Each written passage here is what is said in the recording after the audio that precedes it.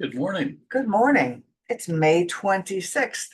Tomorrow is Memorial Day, and it's 2024. We're glad you joined us. Our talk today is on the power of vision, new possibilities, and an enlarged horizon. So it's a wonderful topic because we totally teach and believe in uh, raising our vision of what we know to be true in life, how we see ourselves as spiritual beings having a physical experience. And that gives us a grander vision of ourselves, our lives, and what we're doing. But I want to start with a beautifully written paragraph written by Howard Thurman. Howard Thurman was an African American theologian. He died in 1981. He was very instrumental in the movement for equality and especially for nonviolent change. So he says this: our intentions belong to us. They come full blown out of the world in which we work and hope and carry on. They are not imposters. They are not foreign elements invading our world like some solitary comet from the outer reaches of space. No, our intentions are our spirit, the vital part of us. They become for us the bearers of new possibility, the enlarged horizon, the great hope. Even as they romp among the galaxies, they come back to their place in our lives, bringing with them the radiance of the far heights and giving to all our days the lift and magic of the stars. So he says Beautiful. he sees it, these intentions and these visions as, going out to the galaxies and coming back to us. Do you want to? Yeah, that's beautiful. It Well, and is. he's talking about something that I think is, I want to put it in very simple terms. We are either making our world larger or we're making it smaller. And without realizing it very often, we are making it smaller because when we get scared and something bothers us, when I let that person in, when something bothers us, uh, we pull back, we shrink away from, we become scared, we make our world smaller without meaning to. And when I say make our world smaller, what we're doing is trying to have it be safe. And we eventually, if we're not careful, can make our world so small there's not room enough for us. And I see that happening with a lot of people who they get scared and they start not doing things. They start not enjoying things that they used to enjoy. They're scared to drive. They're scared to watch TV because they don't like the violence, or they don't want to watch the news, so they don't want to see anything bad. And without meaning to, on the one hand, they're saying I need some filters to determine how I'm going to deal with these things. But on the other hand, what they're saying is, I'm going to shut out everything that bothers me. I'm going to shut out anything that upsets me. And when you do that, you miss out on the fabric and the texture of your world. You miss out on the choices that you have to have your world have greater depth and greater meaning. And so it's really important when you get scared to notice whether you're making your world small by shutting things out, or whether you're allowing yourself to embrace something in your world that helps you feel connected and feel good. We need to feel connected. We need to feel alive in the world, not dead to it or shut off from it or away from it. We live in a community of people that are mostly retired. What I notice amongst the retired community is they folks tend to spend a lot more time reminiscing about times when they were good. And you'll say things like, are you on Facebook? Oh, no, I want nothing to do with computers.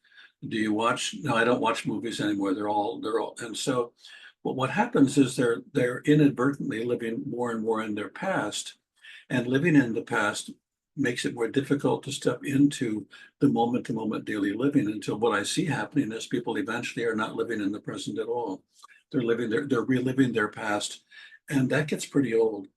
So the first thing I want to ask you to do is to ask yourself, am I making my world larger, or am I making my world smaller? If I'm making it smaller, am I doing that out of fear, or am I eliminating things that I don't want to have in my world that interfere with the quality of my world getting larger? We didn't come here to live in a small world. We came into this life to live in the entire world. And our life is not just our physical life. So when we Clearly. talk about vision, your life is much bigger when you realize you're far more than this physical human being.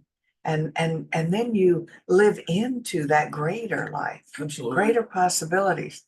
I know what you said about violence on TV, but I know you, so I want to clarify. All of us choose what we like to watch on TV, if anything, because we know what resonates with us. And when you are more consciously living a spiritual life, many people find a lot of the violence abhorrent and choose not to watch us, just like we make choices about everything that we do. We tend to choose something that makes us feel good. And I get your point, and yet I still want to point out that a lot of us choose to and want to lower the violence that we I expose think the to. key to it is ask yourself what it is I don't want to see rather than simply reacting. And if we can choose, do I need to see this in context? Do I need to understand how it applies? Or have I just got a rule that says, I don't want this, I don't want this, I don't want this? And those rules eventually, if we're not careful, they're really the boundaries of our fears. And so I'm not inviting people to watch gratuitous violence in movies, and I don't enjoy that either, because it has no context, it has no value, it has no meaning for me. And for that reason, I have to say this isn't something I want to have in my life. Be careful about judging things before you have a chance to assess whether or not you really want to not have that in your life, or whether there's something about it you need to pay attention to. That's true, because we were watching something the other night that we agreed to watch that was pretty violent, but and it had good actors in it. And I think we got about halfway through, and I said, "Let's turn this off. It has no socially Yeah, redeeming really, value." and I felt the same way. You know, the bad guys were not good guys. It was like I couldn't find anything in it that was worth watching. Right. So certainly we all do that. But the vision that we're talking about here is the vision of your life as a spiritual being. It so enlarges your life. It so enlarges the possibilities of what you want to experience. You are here to make choices. You came here to live life on the physical plane. Mhm. You came here to choose experiences that are physical, but you get to choose. You know, if you say, "Well, I don't know what I want," then you get nothing. You know, you don't wait for life to come to you. You decide what you want to create, experience, do, and make choices all the time. So that's your. I just turned on my printer. I don't know why.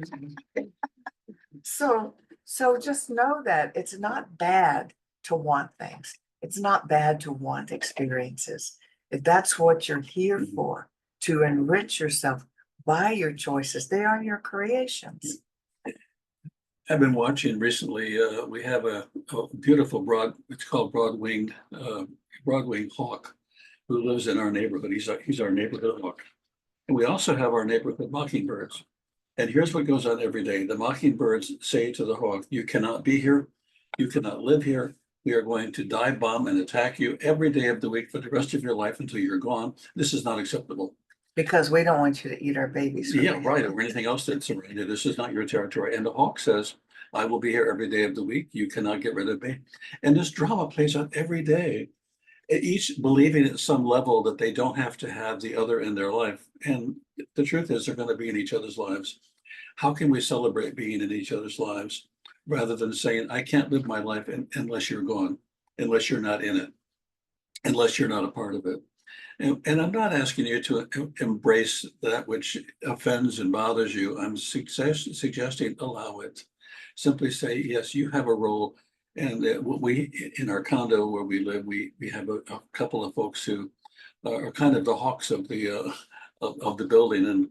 And I think they each secretly wish they were attorneys, and they would like to try everything that happens here and have a court hearing for it.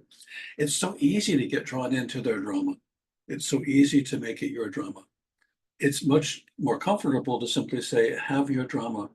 take your circumstance to your mental court and try it and get a conviction if you possibly can. But we don't have to do that. We don't have to engage in it.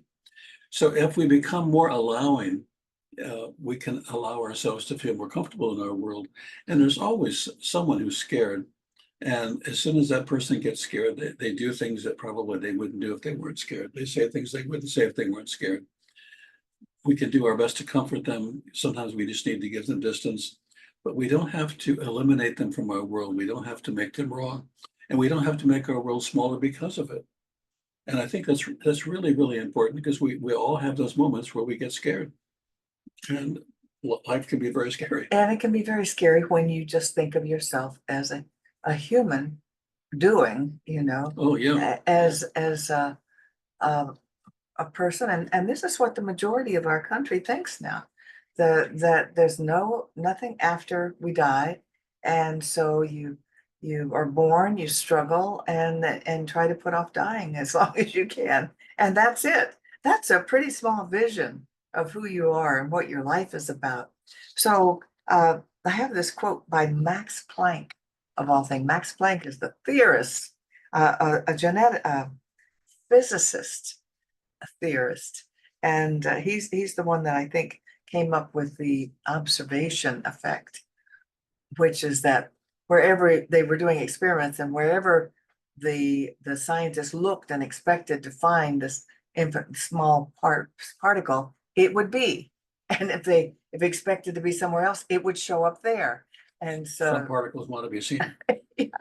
So anyway, he says, if you change the way you look at things, the things you look at change.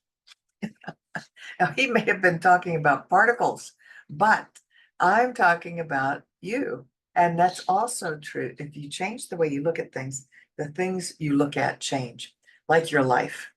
Your life changes when you go from thinking, I'm just a weak little human being, fighting my way through life, and that's all I can expect.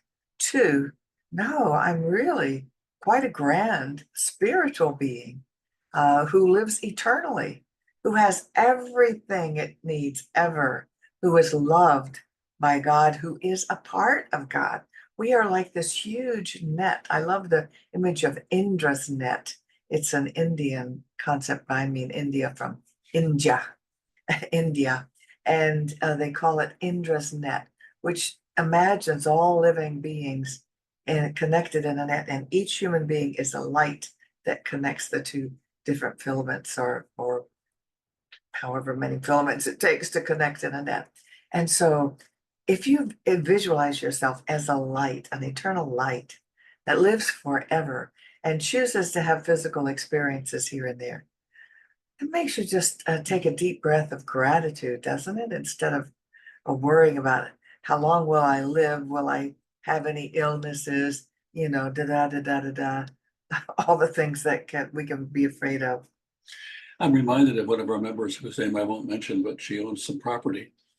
And the property that she owns, she rents out to different people. And she rents out to people of very different socioeconomic backgrounds from her own and a variety of personalities and racial differences and spiritual differences. And whenever I think of her and her real estate, I see this universe and this net.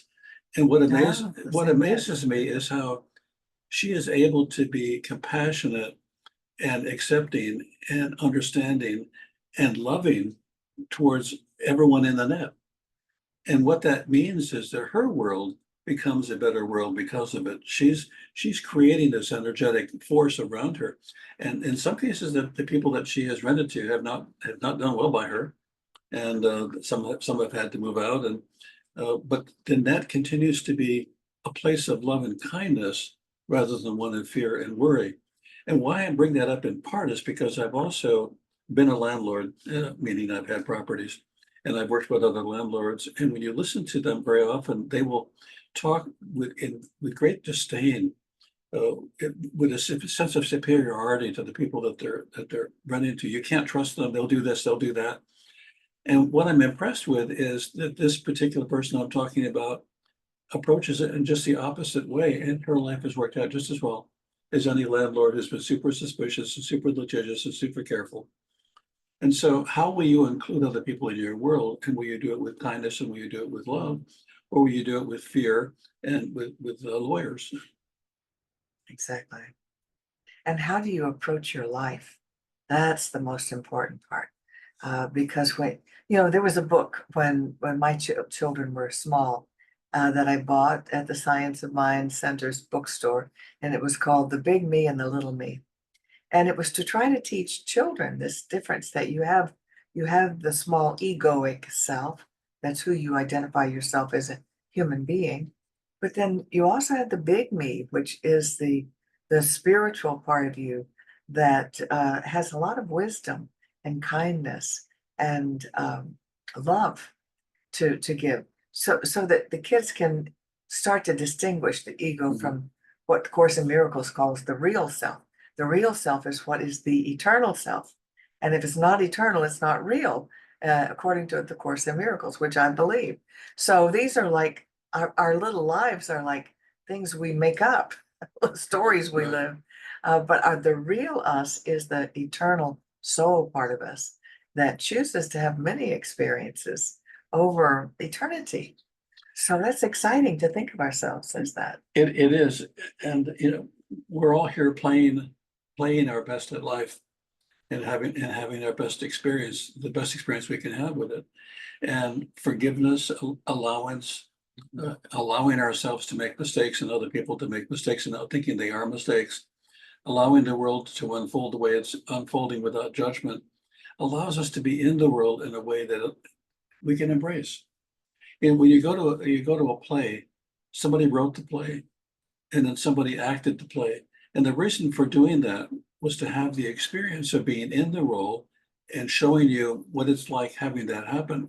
And it's all a play that we get to watch, we get to participate in at some level and enjoy if we are willing to do that, and walk away and say, wow, that was a neat experience. So I would ask you this week to look at the experiences you're having, if they're not positive, and say, I wonder what this play has to teach me. I wonder Yeah. what this play is. I wonder what my role in the play is. And I wonder what an interesting writing this was. Last but not least, I want to mention too that I love the Seth materials, and Jane Roberts' work with Seth. And what Seth talks about is that there's a source self, that within our own being, you can call it the soul or call it the source or whatever you choose, that there's a deeper knower of things and of life. There's a part of you that knows much, much more than the conscious day-to-day living part of you. Allow that part to speak, allow yourself to listen to the greater knowing that's within you. That greater knowing that's within you is not afraid. And speaking of afraid, I was just noticing that at our age, we have a number of people, friends that we know and love, and that are facing their transition or graduation, to the next level of spirit. And I'm laughing because we tend not to view it that way. We think it's a tragedy, it's a loss. We pray that it doesn't happen. We're afraid that our friends are making their transition or dying, as we call it. And it brings a lot of fear into us about our own lives. And we don't want to lose friends and loved ones because our experience is that we lose them, and we do on earth for a while. But I wanted to share this by Carolyn Mace. Carolyn Mace wrote a book called Sacred Contracts. And she's quite a spiritual woman. She says, at times we may experience an epiphany, which from Greek means to manifest, a sudden illumination of our intimate union with the divine. During an epiphany, your relationship to God is transformed from one of doubt or fear into one of deep trust. You suddenly understand that everything in your life has occurred by divine intention, by the grace of God. And when we have that knowledge about others too, we allow it to be okay for them to make their transition and return to their spirit life, their soul life. It's hard for us to do. We feel the loss, and yet our fear does no one any good. If we can be happy for them, it is actually it's doing what the Lord's Prayer say, let thy will, not mine, be done. And there's a lot of wisdom to that, thy will, knowing that it's all good. This is all just a transition. My son passed 2 years ago in August, and he suffered from a disease for over 2 years. And so it really was for me a release when he made his transition, because it was a release from the disease, from the fear, from the fighting. And I fortunately know that he is well and happy in spirit and is not dead. So that's what we need to know, and to help us through these times and these years. You said a lot. And it's the truth. Okay, well, shall we share? We worked our Zoom Let's see if settings, we can do this. and we think we can do a screen share now to invite you to support us in this ministry. And that is by, Oh, not perfect. this one yet. I didn't want to share both of them.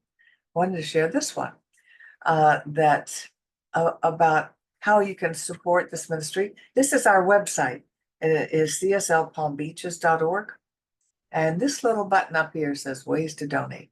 So if you click on that, it will show you ways that you can share your financial good. You need to be doing that anyway with the sources of your inspiration, because that is how we increase our own receiving.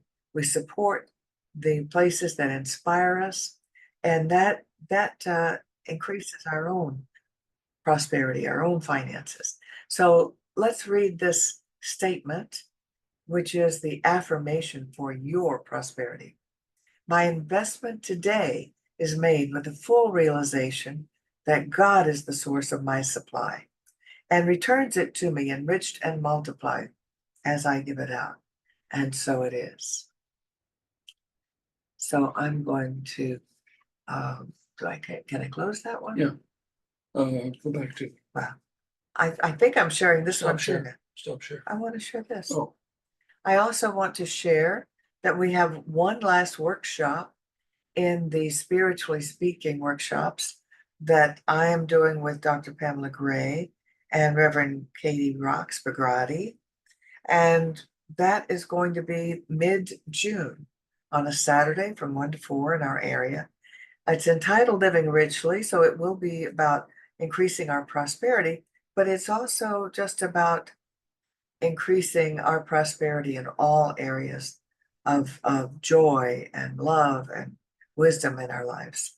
So I invite you to check that out if you would like to, and you can register at poweryourdecisions.com/workshop, or go to our website. Again, with our website, we have a place here called classes that also gives you that link.